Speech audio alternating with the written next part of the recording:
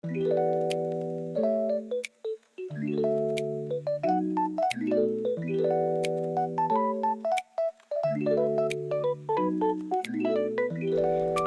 saya Jivita Ana Perempuan Ramaya. Nombor matrik 15 DAT 23F 1035. Saya sebagai Audit Associate.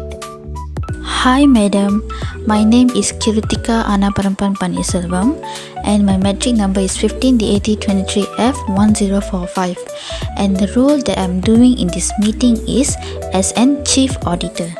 Hi Madam, my name is Pavitra Ana Perempuan Raja and my metric number is 15 DAT 23F 1053 and I'm playing a role as an audit manager in this meeting scenario.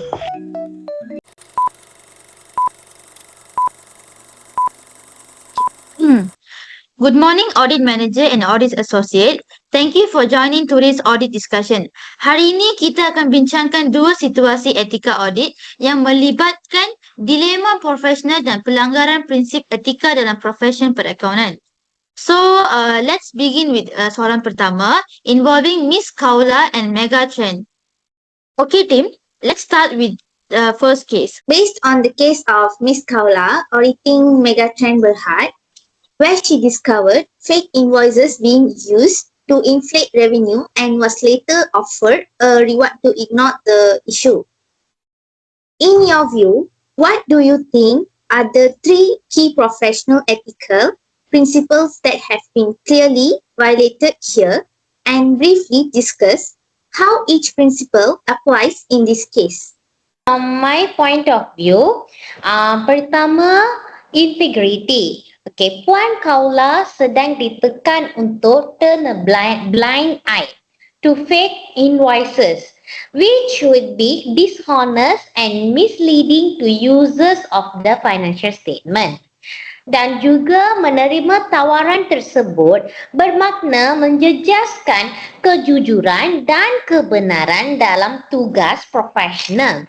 Yang kedua ialah objectivity. The CFO's offer of additional reward and future project is an attempt to influence Miss Kaula.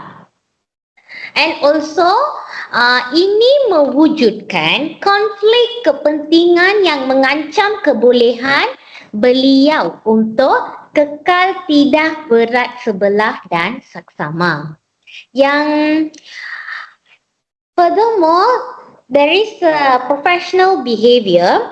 Okay, permintaan syarikat untuk beliau mengabaikan penipuan, menggalakkan tingkah laku yang menjejaskan profession. Auditor must comply with the laws and regulation. So, Miss Kaula actions would damage the public trust. That's all. Sebagai professional auditor, audit associate, apakah tindakan yang Miss Kaula kena ambil according to auditing standards and the code of ethics? Miss Kaula should reject the offer immediately. She should not accept any form of inducement and maintain her integrity and objectivity. Yang kedua ialah Miss Kaula perlu melaporkan perkara kepada pihak berkuasa yang lebih tinggi. Miss Kaula communicate this issue to those charged with governance, example, audit committee or board of director.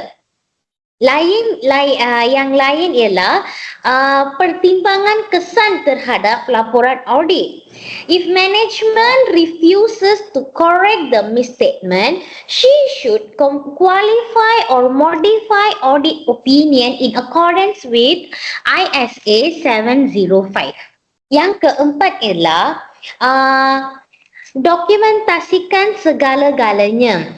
Miss Kaula boleh menyimpan rekod terperinci tentang perbincangan, bukti dan tawaran tidak beretika sebagai langkah perlindungan dan accountability.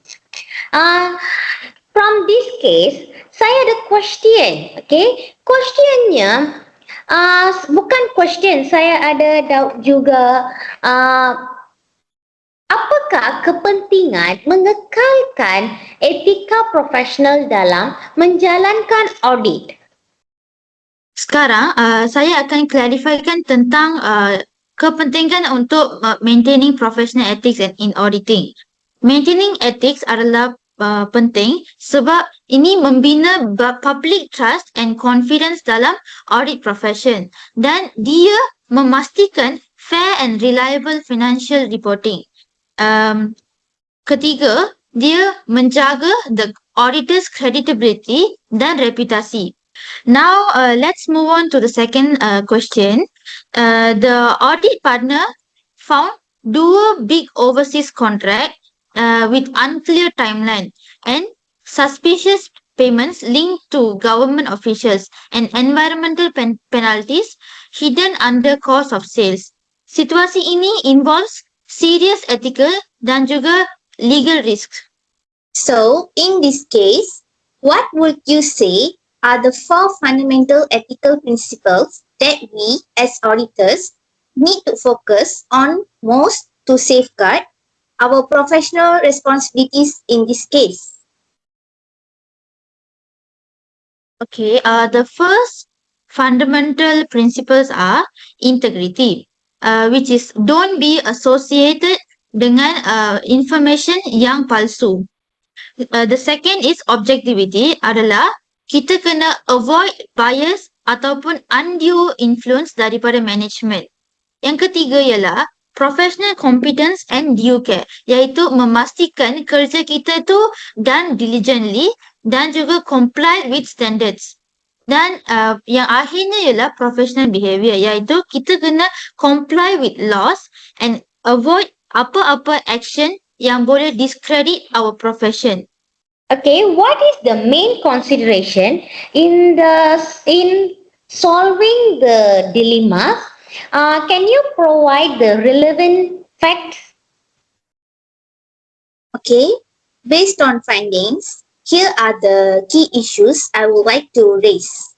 Firstly, there is no clear record or timeline for the overseas contracts. This makes it hard for us to confirm if the company won those contracts in a proper and transparent way or not.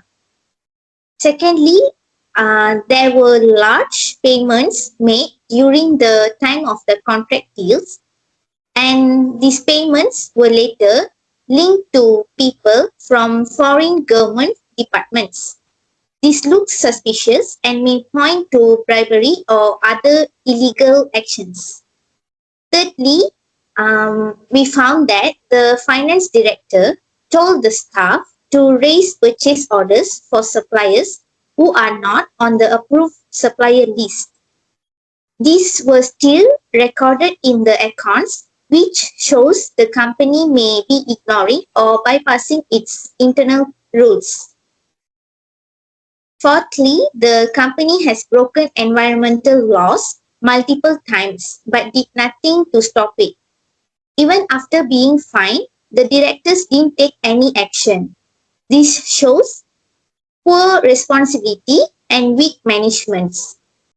Lastly, the finance director asked staff to record the environmental penalties under cost of sales, which hides the true purpose of the expenses.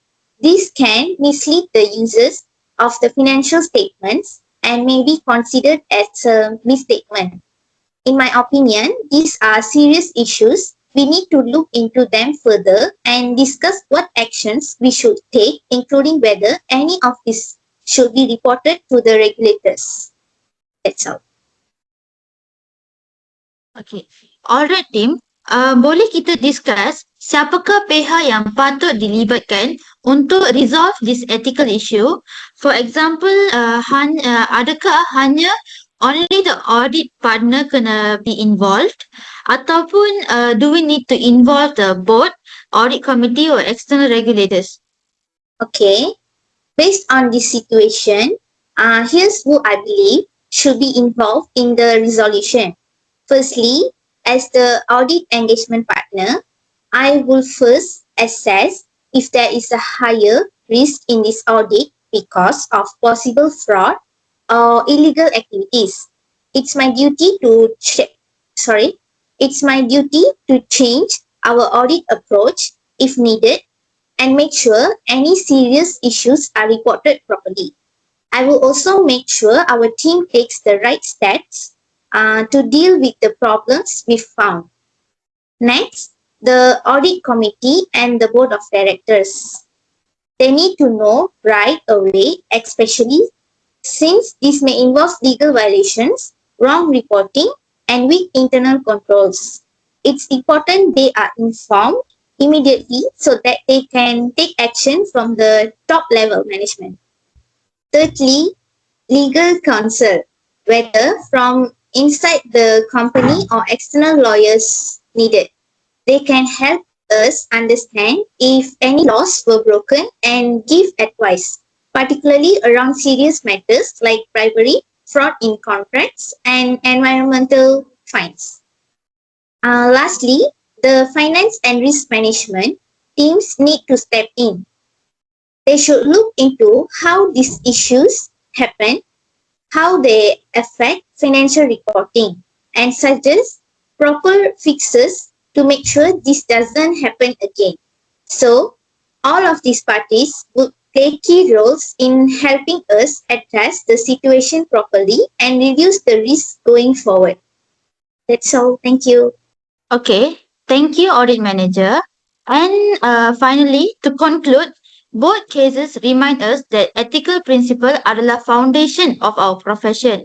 Dan sebagai auditor, kita perlulah act with integrity, independence and professional care, even semasa facing pressure or personal gain. Dan sebagai juru audit, kita mesti berpegang pada etika dan tidak mengorbankan prinsip profesional demi kepentingan sendiri. So thank you, Audit Manager and Audit Associate for joining today's audit meeting, and the meeting is adjourned.